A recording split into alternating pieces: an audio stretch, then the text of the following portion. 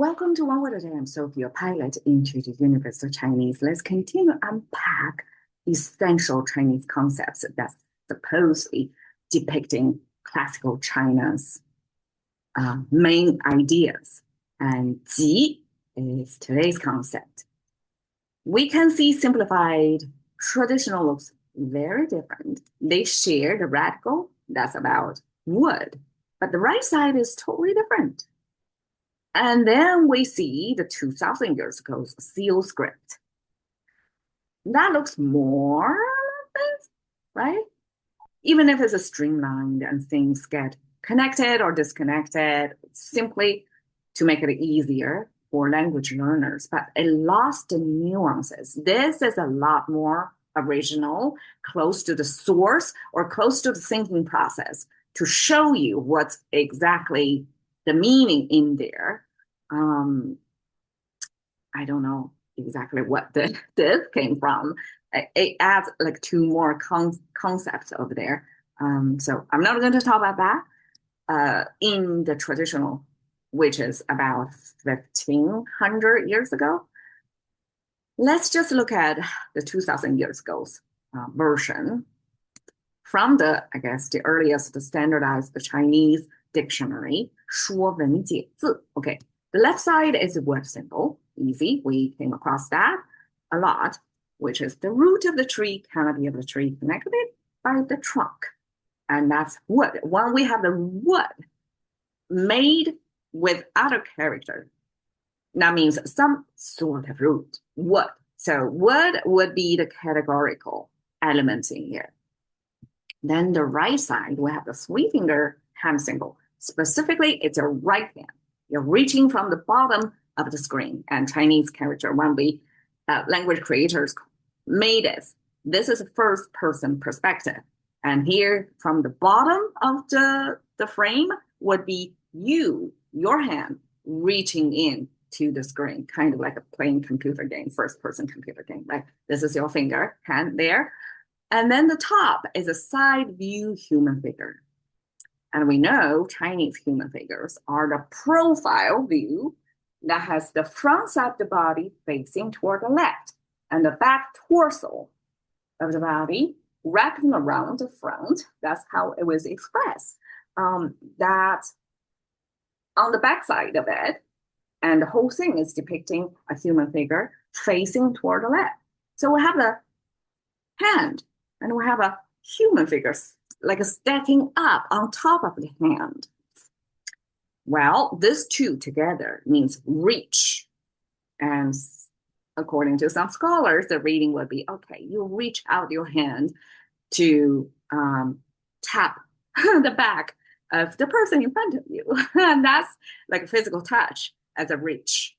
Could be something like that. Or on the top, you can almost also view this as a whip because it has this kind of longer than the back torso, like whose front side would be this long, right? It's out of proportion, but it's hard to tell because sometimes when Chinese morph into a new way of writing, this proportions may get exaggerated. So we don't really know that means something else, or it simply got stylized into something. So this second interpretation could be a whip that's hand held in this hand.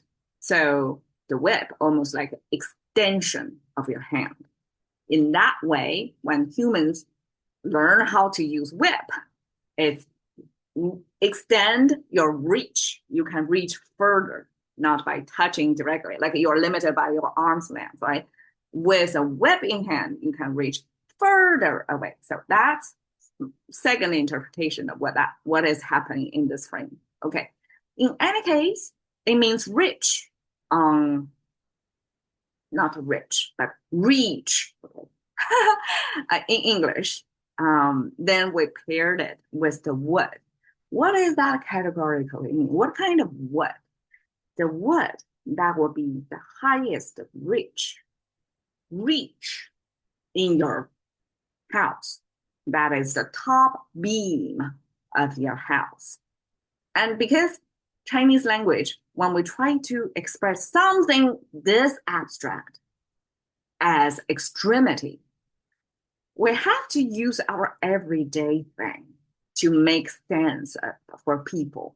So this character, before it got abstracted into the extremity, it was the concrete thing. That means the ancient architecture of housing is basically a wooden structure. So I guess in today's world, we can observe through the temples still preserved. And most likely it's a wooden structure.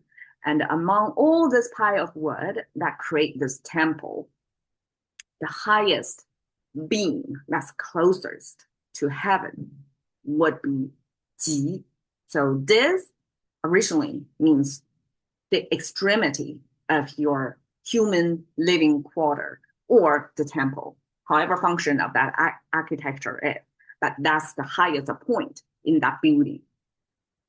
And use that highest elevated beam of the wood. Chinese eventually use that to point to the extremity, the furthest away from the ground level. Okay, so there we go, the extremity. Now we have three big concepts. Taiji, the great axis. Have you seen this character Taiji? It's a Chinese martial art that's called Taiji. Exactly these two words. Taiji meant great axis. And that's the Chinese Taoism's origins, I guess the origin of the world, the Genesis story. So every culture have their own interpretation of how things came into being, right? We have to explain where we came from, right? So this is the Taoism's approach.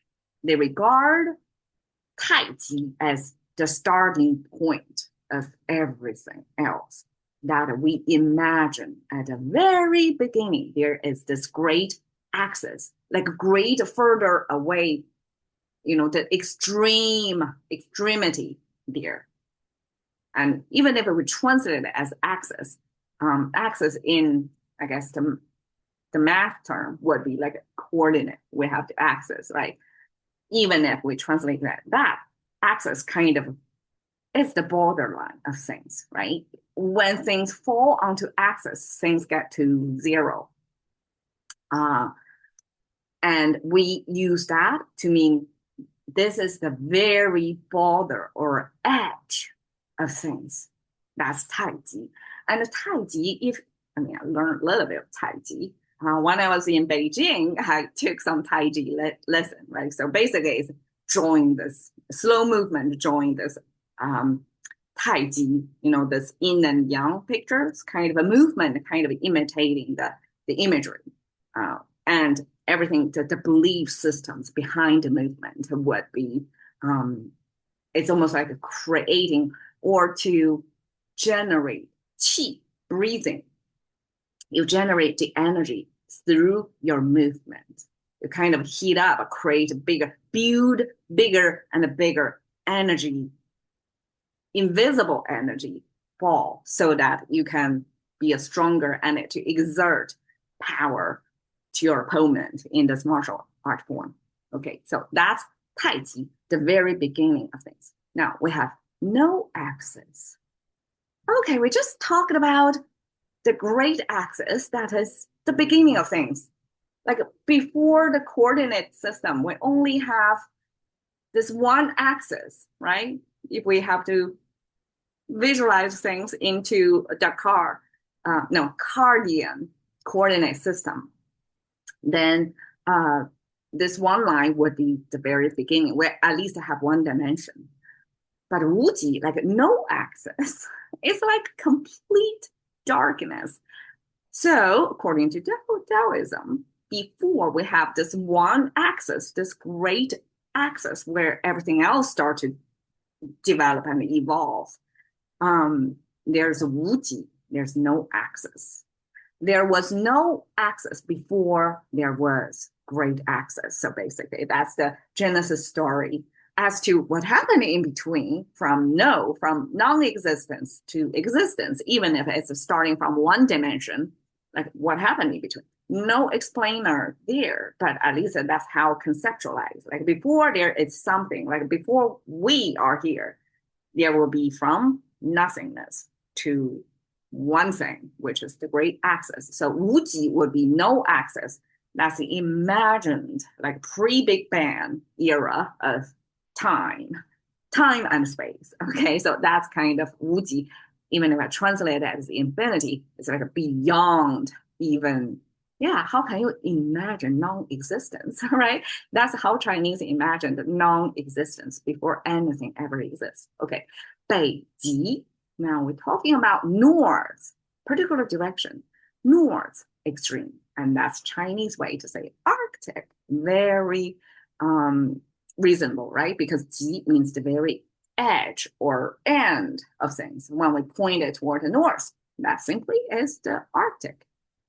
And here is a cute polar bear to illustrate for us what 极 extremity is about.